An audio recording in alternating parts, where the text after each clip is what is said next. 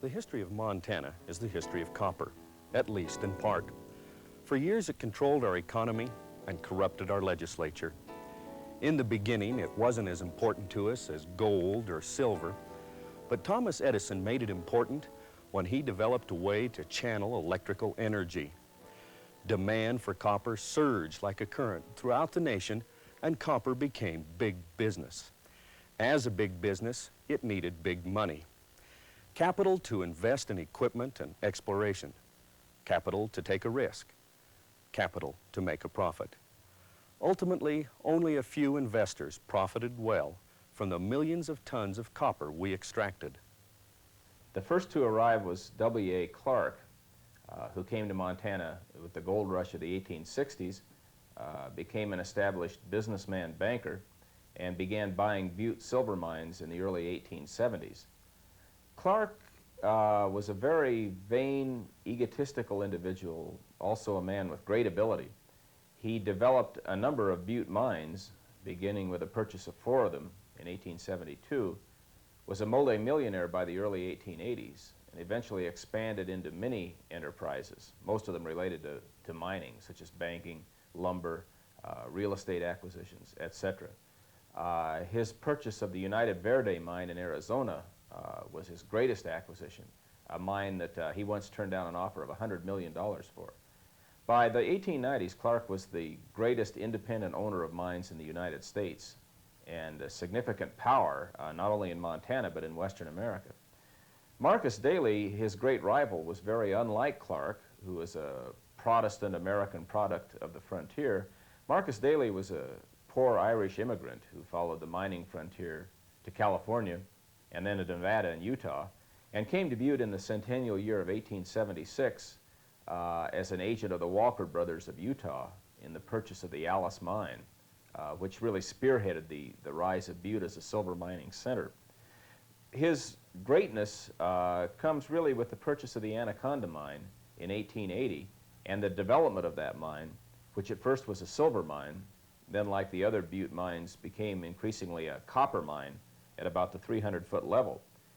Marcus Daly and his powerful partners, George Hearst, James Ben Ali Hagan, and Lloyd Tevis of San Francisco, developed the Anaconda into the greatest copper operation in the world. And in doing so, they not only did more than any other developers to foster the rise of Butte, but also the rise of Western copper mining, as Montana now displaced Michigan as the leading copper state. The Copper Kings owned the mines, but it was the mines that made them kings. Each one told a different story. The Michael Davitt and the underground war between the miners. The Speculator and the tragic fire that killed 163 men because escape doors had not been provided. The Never Sweat, where hopeful workers found the mine by searching out its 7 smokestacks. The 7 stacks and dozens of other mines brought a great influx of people to Montana and to Butte. Most of them were young, single men. Boarding houses fed these workers by the hundreds. At any time of the day or night, more people were working than sleeping. Whether your career in the mines was long or short, death, disability, or miner's consumption were your pension. The local cemeteries had a population greater than that of Butte itself. Copper Camp had become a city almost overnight. In 1875, Butte was little more than a few cabins. 5 years later, it was a town. And by 1890, the entire county of Silver Bow boasted a total population of 24,000. Although Anaconda and Great Falls became important copper centers with their smelters and refineries, it was Butte that captured the imagination. Butte's notorious biographer, Mary McLean, depicted a typical street scene in the city. There are Irishmen, Kellys, Caseys, Callahans, staggering under the weight of much whiskey. There is the festive Cornishman, Uglin and Lirin, greeting his fellow countrymen with alcoholic heartiness. There are Irish women swearing genially at each other. There are suave, sleek sporting men just out of the bathtub. Italians from Meterville, French people from the Boulevard edition, starved-looking Chinamen here and there, a contingent of Finns and Swedes and Germans, musty, stuffy old Jew pawnbrokers, dirt-encrusted Indians and squaws in dirty, gay blankets, swell, flashy-looking Africans, respectable women with white aprons tied about their waists and sailor hats on their heads, innumerable stray youngsters from their dark haunts of Dublin Gulch, representatives from Dogtown, Chicken Flats, Busterville, Butchertown, and Seldom Seen, suburbs of Butte. Impossible women, so-called, though in Butte no one is more possible, in vast hats and extremely plaid stockings, beard jerkers, biscuit shooters, soft-voiced Mexicans and Arabians, the dregs, the elite, the humbly respectable, the off-scattering, all thrown together and shaken up and mixed well. Butte and its sister cities was like an island, transplanted whole from the industrial centers of Pennsylvania and New York. It doesn't fit our image of the West, yet journalist Ray Stannard Baker called Butte the most Western of American cities. And throughout the West, the hard rock miners contributed as much wealth to the nation as the cattle barons and the cowboys. Instead of wide open spaces and clear blue skies, the west of the copper camp was narrow and enclosed, smoky and dark. It was an urban west, ugly, crowded with people. It stank. Thick yellow clouds drifted upwards from the huge open pit smelters. Smoke rose directly from the burning ores. It vibrated too, like a ceaseless dynamo, a man-made machine powered by a ceaseless source of energy, workers. Only the workers could stop the dynamo, and sometimes they did. Sometimes they had to. Hard rock miners of the West organized into labor unions. Health and safety were serious issues, but the constant threat of wage cuts took up the most attention. Mine owners in other states tried cutting the daily rate from $3.50 to $3. The shifts lasted 10 and sometimes 12 hours. There were few holidays. Workers had seen their strikes crushed in the mines of Coeur d'Alene and Cripple Creek. Those workers came to Montana, angry and militant. They were the miners who helped make Butte what one man called the strongest union town on earth. They were the ones who made Butte the Gibraltar of unionism. Unions came early to Butte. The Butte Miners Union, which became one of the most powerful unions in the United States for that matter, was founded in 1878, and it grew greatly in power during the 1880s with the great influx of miners, especially from the dying Comstock lode of Nevada. The union was really independently strong, but I think the key to understanding the relative union peace at Butte up to the turn of the century wasn't really the relationship that Marcus Daly had with the union. It was heavily Irish, as he was, of course. Many of these Irishmen had been brought here by Daly.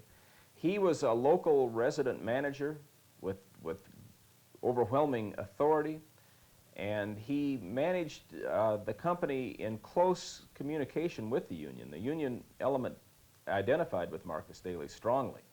The same was true to a somewhat lesser extent with Clark and the other independent mine owners. I think the real key to understanding the union tranquility then was the fact that Butte was not managed by non-resident corporations in any literal sense. Management was local. The management had political ambitions, especially Clark and Daly, and they were anxious to keep the unions relatively happy and allied with them politically, so they tended to give them favors. The great example was in the 1900 campaign, when Clark and Heinze gave their men the 8-hour workday to win their political support in that election. The feud between William Clark and Marcus Daly was more than just a rivalry between businessmen. It was a personal and political antagonism. In their bitter dispute, they manipulated the state legislature and made a mockery out of government in Montana. Whatever the reasons, the feud between these two individuals developed rapidly after 1888.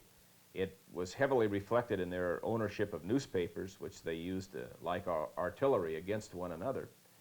And it flared during the 1890s as a major disruptive and contaminating influence on the politics of Montana. The low point of it, perhaps, was the 1894 Capitol fight, when Marcus Daly was attempting to seize the state capital away from Helena for his company town of Anaconda, an ill-advised effort. And W.A. Clark, partly to spite Marcus Daly and partly to curry the favor of the political community in Helena, backed that city. This election saw the widespread use of money to garner in public votes. It was hard fought, and in the end, Helena won by a very narrow margin, probably in main part because of its more central location. But probably if it had not been for Clark's support for Helena, Daly might well have seized the capital for Anaconda with great impact upon the long-term development of the state. Although Heinze helped his rival get to Washington, it wasn't an act of friendship. It was an act of war directed against Marcus Daly and a new rival, the Amalgamated Copper Company. A succession of business maneuvers brought Daly's Anaconda into the hands of some Standard Oil executives. These businessmen, including Henry Rogers and William Rockefeller, had already cornered the oil industry. Now they wanted to control copper. In 1899, they merged several companies, including Anaconda, into one. Under the name the Amalgamated Copper Company, Standard Oil set out to consolidate Butte Hill. Historians have looked at that in two different ways. The first way in which historians have seen that whole period of consolidation is in terms of entrepreneurs consolidating and amassing more and more business power, putting it into one place in order to control markets, to control not only national markets but global markets. Other historians have looked at it in another way, and that is entrepreneurs were attempting to combat competition among different businesses. For example, companies such as National Toothpick and Allied Bicycle Tire had all gone under. And as a way, a means of combating this cutthroat competition, entrepreneurs believed that if they could amass and concentrate enough business power into one company, they would be able to eliminate this kind of ruinous competition that was driving so many of them to the brink of bankruptcy. Now, the formation of Anaconda was part and parcel of this whole movement. Certainly, Anaconda had experienced the same kind of cutthroat competition that, let's say, National Toothpick and all the other small wood products businesses had. And they saw this as an opportunity to eliminate the stiff competition, especially from the Calumet mines in northern Michigan. The roadblock to Amalgamated scheme was Fritz Heinze, a mining engineer for the Boston and Montana Company, and later an assistant editor for the Engineering and Mining Journal. Heinze was a skilled journeyman with a nose for ore. Joseph Kinsey Howard drew a somewhat cynical portrait of Heinze. Before he was 30, Heinze had established himself as the most adept pirate in the history of American capitalist privateering up to his time. Certainly, he was one of the few men who ever has been able to make the mighty Standard Oil Company sweat blood. This gay, handsome, industrial desperado and demagogue convinced thousands of Montanans that he was Robin Hood reincarnated. Heinze challenged Standard Oil in the courts and in the mines, and for a time he succeeded. F. Augustus Heinze was a brilliant miner and mine manager and a brilliant politician. He was also an incredibly imaginative individual in using the courts. In fact, he was referred to in Butte as a courthouse miner. At one time, he had 37 attorneys working for him in these incredible lawsuits, the most incredible mining litigation probably in United States history. The range of those suits was incredible. He would have his lieutenants, for example, buy a few shares of stock in competing companies like the Boston and Montana Company, and then argue that these companies could not be absorbed by the Amalgamated Copper Company because it was disadvantageous illegally to the minority stockholders and tie these companies up in court. He used the notorious Apex Law, a federal mining law, which argued that if you owned the land where a vein apexed or came nearest to the surface, you could follow that vein under the sidewalls of your claim and actually mine under the surface claim of neighboring mines. And this led to pandemonium in the Michael Davitt mine at Butte and others. It led to the so-called underground war at Butte as mines were placed under court injunction. And first Heinze and then competing mines like the Boston and Montana were attempting to mine out ore bodies under injunction before the other party could mine them out. What really happened in the incredibly complex Heinze litigation was direct defiance of the courts, first by Heinze and then by Amalgamated. It led to a travesty on law and order, and it almost led to wholesale violence underground. Although only 2 lives were lost, many more could have been. It was really a failure of the legal process. The battle above ground in the courts and the legislature erupted below ground. Workers from both sides skirmished in the mines, spraying jets of water at opponents, pouring lime through vents, and even lighting explosives. Heinze's men were loyal, and the citizens of Montana tended to support Fritz. They were afraid of Amalgamated. If the company succeeded in driving out Fritz, the hill would be monopolized and wages would drop. For a time, workers profited from the corporate conflict, but only for a time. In fact, Amalgamated finally triumphed over Heinze because of the company's hold on the workers. Well, that was one of the really, I think, climactic events in Montana's political history, and certainly in Butte's political history. And to some extent, I think it's a measure of the power that outside money had in Montana for many years. Many times we think about the Amalgamated shutdown as being the only episode, but it isn't. There are many others.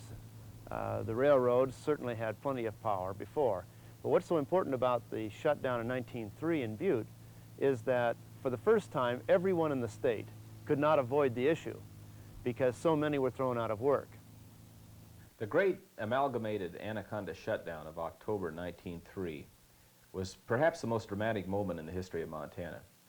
What had happened was that a series of rulings by Judge Clancy, including one that made it illegal for the Amalgamated holding company to draw profits from its subsidiary companies, prompted the company finally to react overwhelmingly to F.A. Heinze's tormenting of it. The shutdown was meant to be a long-term shutdown, partly because Amalgamated had large stockpiles of copper on hand.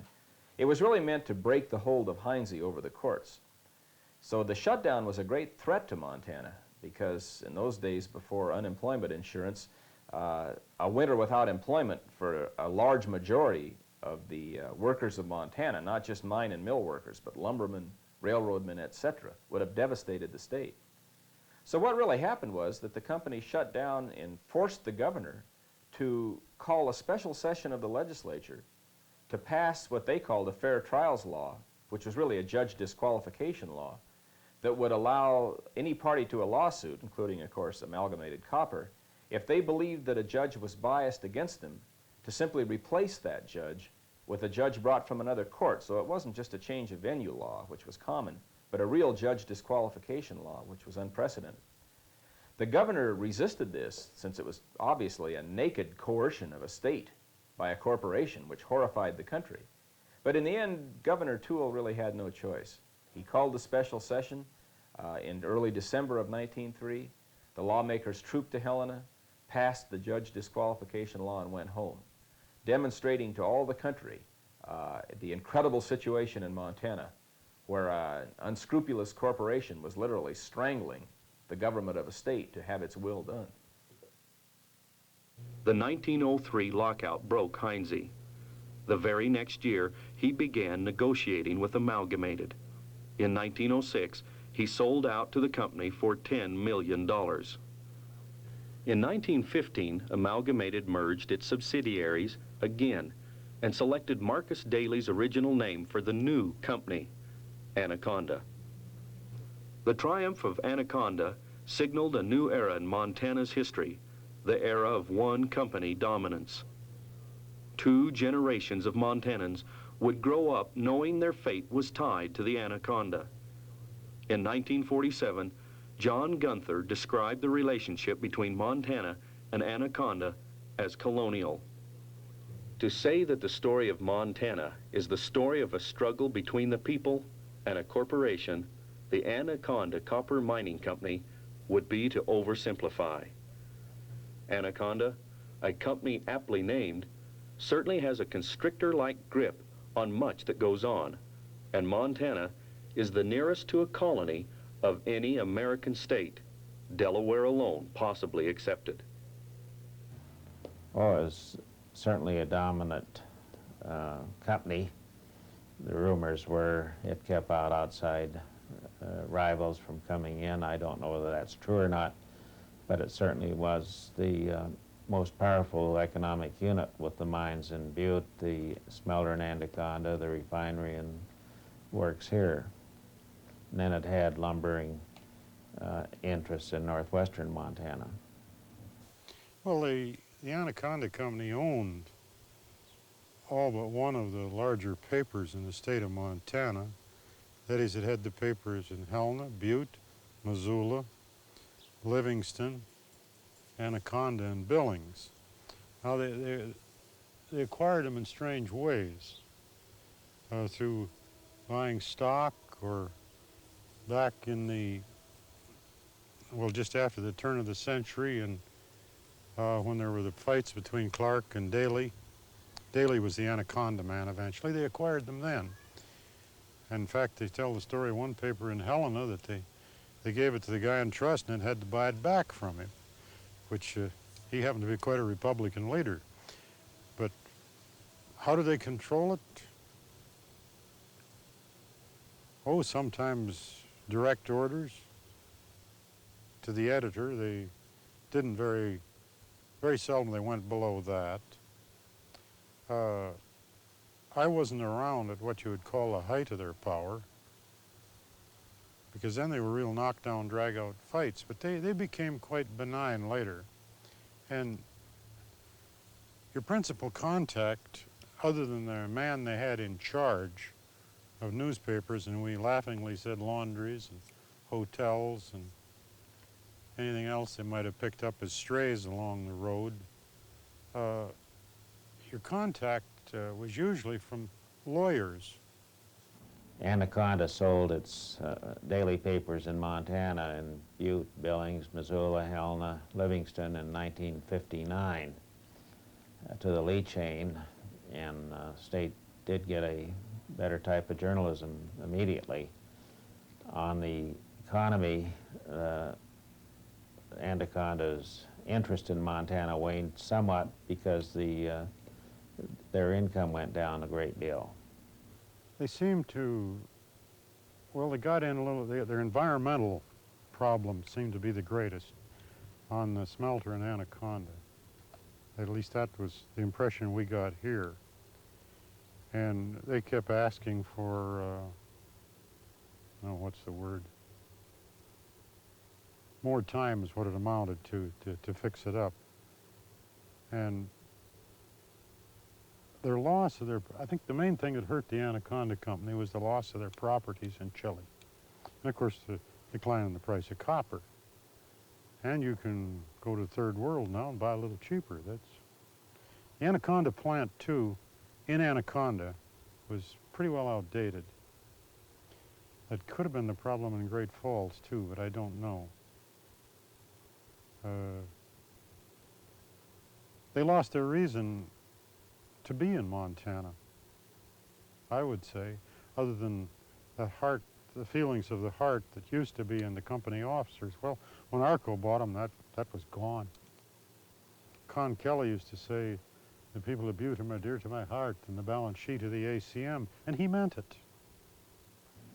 Well, it was a very strong role in developing the resources of Montana, the mines, and I think Anaconda threw its weight around pretty heavily at times, but it did provide jobs, and it gave me a job when I was going to college, which I appreciated, and they were fine to work for when I worked for one of their papers in Helena.